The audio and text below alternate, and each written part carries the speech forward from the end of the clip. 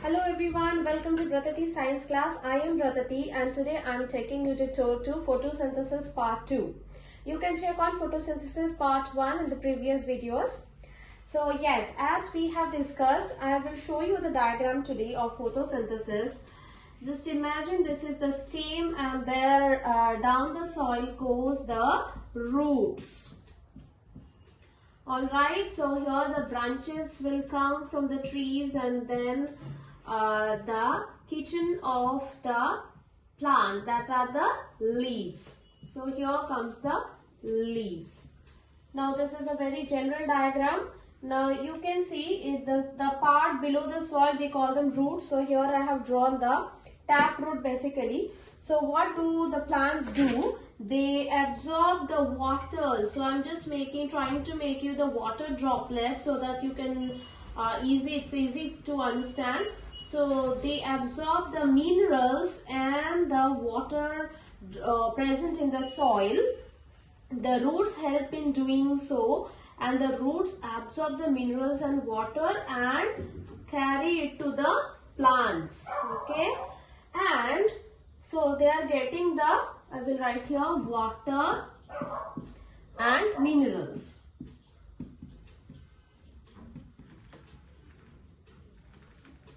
Fine. So the plants also absorb the carbon dioxide. I am writing here air, but particularly in air they absorb the carbon dioxide. Carbon dioxide. They absorb the carbon dioxide. In the leaves we know chlorophyll, the green pigment is present, right? And here is our sun.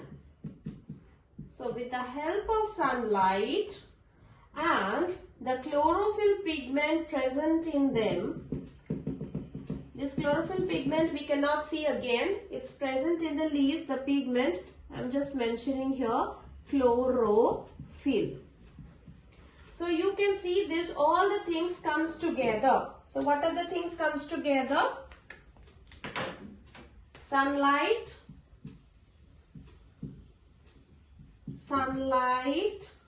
chlorophyll present on the leaves, carbon dioxide from the air, water and minerals from the soil. These four things comes together, they put together, and the food is prepared on the leaves. Okay, this process of synthesizing food on the leaves are called photosynthesis. And we have discussed the equation of photosynthesis in the previous class. So I will write here carbon dioxide from the air plus water and minerals from the soil, sunlight and chlorophyll will produce the food, and this food in the form of carbohydrate plus oxygen. So I wrote here food, and this food prepared by the plant is nothing but, this food is nothing but carbohydrate. And we know what is carbohydrate? Carbohydrate is one of the nutrients that is present in the food. And what are the nutrients? That we have already discussed in the previous classes. Please go through the previous videos. So now I am going to rub this. So I think photosynthesis, this much is clear to you, that how do the leaves prepare food? With the help of water and minerals from the soil, carbon dioxide from the air, the green pigment chlorophyll is present on the leaves, hence, and with the help of sunlight, the plants prepare food. As the plants prepare their own food, they are called autotrophs, and this kind of nutrition is called autotrophic nutrition. Alright, now I asked in the photosynthesis part 1 class, I gave you a food for the thought. What about crotons and other plants who do not have green colored leaves? Okay, so the answer I'm going to tell, those plants with the red leaves, orange leaves or any other color leaves, actually they have chlorophyll masked by those colored pigments. Okay, like red pigment or carotene or any other xanthophyll. Okay, so there are different pigments which mask the green color chlorophyll inside the leaves. That means those plants also can produce their own food as they have chlorophyll, but it is masked by some other colored pigments. Clear? So they are also autotrophs. Now we are coming to the plants who do not have chlorophyll at all. So if they do not have chlorophyll, they must be dependent on other plants for food. And we have discussed what do we call this kind of nutrition? That is called heterotrophic nutrition, right? So the plants that depends on other plants for the food are called parasites. Okay, they depend on the host plant, depends on host plant for their food. Clear? So the host plant actually they produce the food, they have the nutrients, and this kind of parasite plants they live on the body of the host plant and they absorb the nutrients from them. As we know, the mosquito, the lice, these are called the insects or the animal parasites. Similarly, we have the parasite which are in the plants. Got it? But there are another relationship which is called symbiosis relationship. In symbiosis, two kind of living beings can depend on each other. For example, lichens. In lichens, it is the relationship between an alga and a fungi. Algae and fungi, it's a two different kind of organisms. Now they live together because fungi cannot produce food because fungi is not green in color. It doesn't have chlorophyll. Algae is green in color. It has the chlorophyll. So algae produce the food and share with fungi. On the other hand, fungi gives the shelter where to stay to the algae. And that kind of example is lichens. Alright. So, there are few plants, and now this one I will give you today's thought for the day. That is what can be the example for parasites. Which type of plants they grow on the other plants for the food. Alright. So slowly the host plant gets just share the nutrients and they get weak day by day, and the parasite they get the well nourished, right? So we have learned parasite, symbiosis. Now algae, you must have seen that on the lake, on the pond, sometimes there is a velvety green color of layer on the surface of the pond water, isn't it? So any idea what we call that green layer that forms on the water body? That is algae. So algae can produce the food by themselves. Similarly, because they have chlorophyll in them and they get the sunlight, so they need to grow in the humid places where they get sufficient air to get the carbon dioxide and sunlight to prepare their own food, right? Another kind of living beings, or I can say in the plants form, that is fungi. The fungi actually do not have the chlorophyll. Now what are the fungi? You know mushrooms, right? And you have seen them. Where do they grow?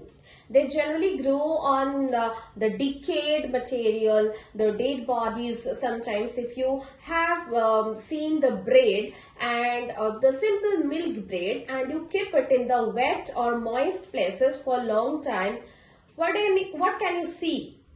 Do this experiment and let me know in the next class. So generally there is a powdery layer on it. All right. So you are going to tell me the color of it. Okay. So that powdery layer is generally produced by fungi. We can also see during the rainy season, when the there are a lot of water vapors in the air. I mean, the weather is very humid. Okay, then we can see on the wood, even the moist wood, we can see few layers of black moldy organisms, and those are also called molds or fungi. So there are yeast, fungi, molds, right? So fungi, molds is the next category, that they do not have the chlorophyll and they depends on the decayed material, or you can see here the fungi depend on the algae for food. So fungi needs to be depend on others, and we already discussed this kind of nutrition, we call it heterotrophic nutrition, because they cannot, this kind of nutrition, they cannot prepare their own food. So now it's clear, heterotrophic nutrition versus autotrophic nutrition,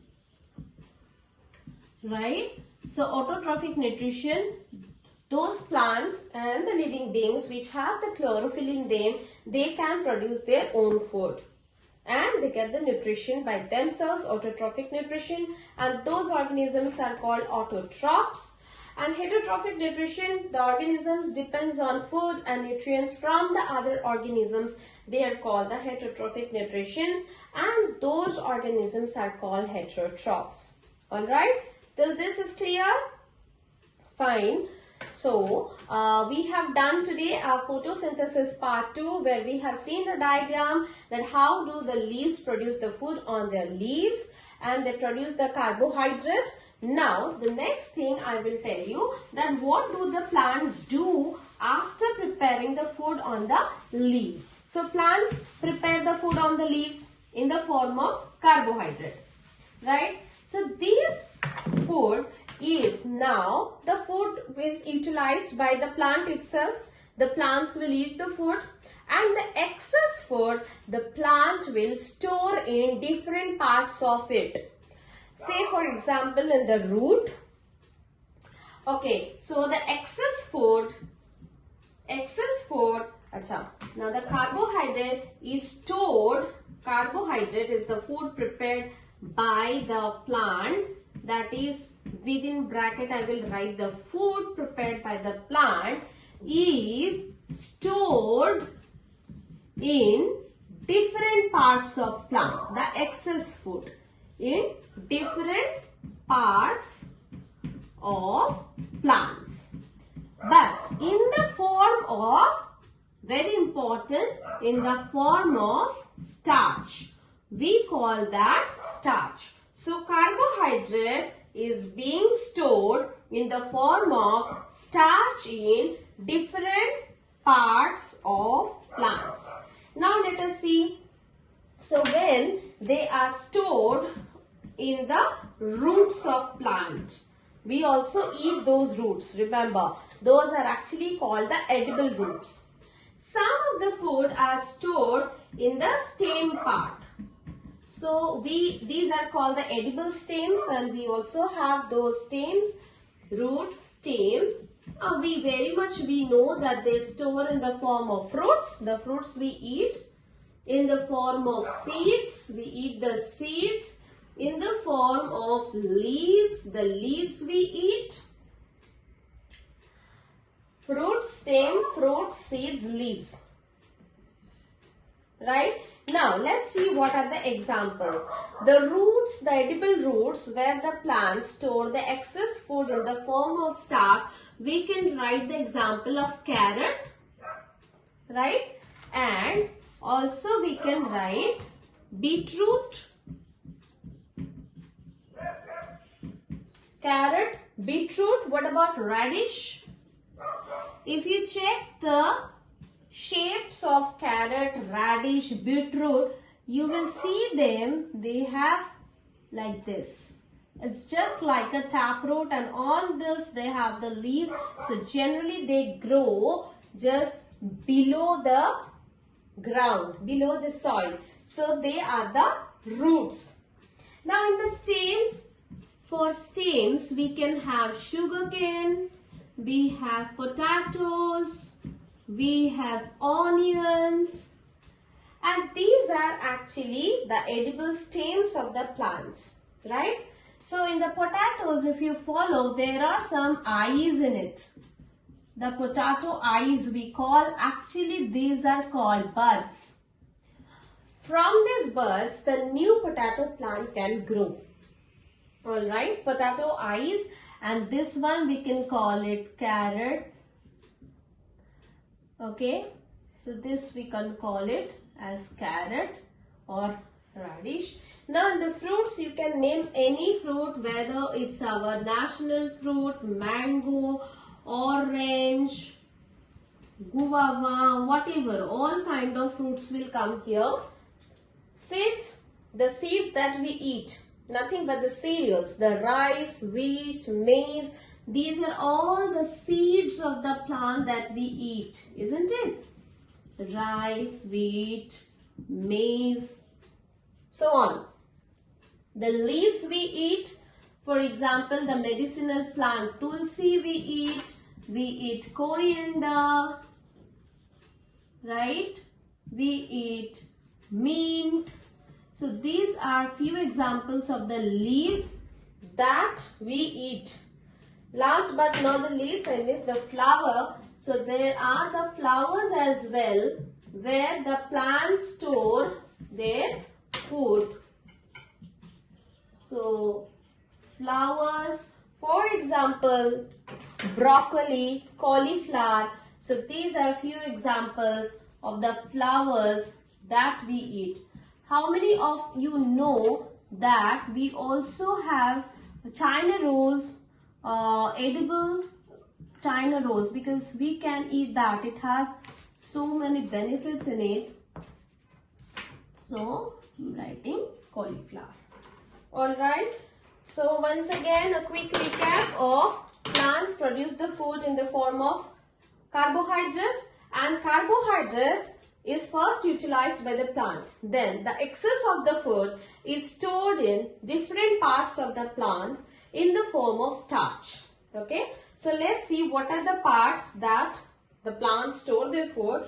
And in the roots, in the form of edible roots, are example carrot, beetroot, radish, etc. The stem, for example, sugarcane, potato, onions, etc. The fruits, you can name any of the fruits, all we eat. Seeds, for example, rice, wheat, maize, etc. The leaves, tulsi, medicinal plant, you can write people, coriander, mint, etc. We all eat this. Even you can call palak, isn't it? And different kind of plants that we eat. The flowers can be the broccoli, the cauliflower, the China rose, etc. Alright, so next class we have also learned about the symbiosis relationship, the parasites, and I gave you a work to think the examples of the parasites. We discussed about algae and fungi as well. So see you in the next class with a new topic. Till then, keep practicing, watch the video, and if there is any question, please mention it in the comment section. So please subscribe and click on the bell button so that you get all the updates. As soon as I upload a new video, you will get the notification. Thank you. See you in the next class.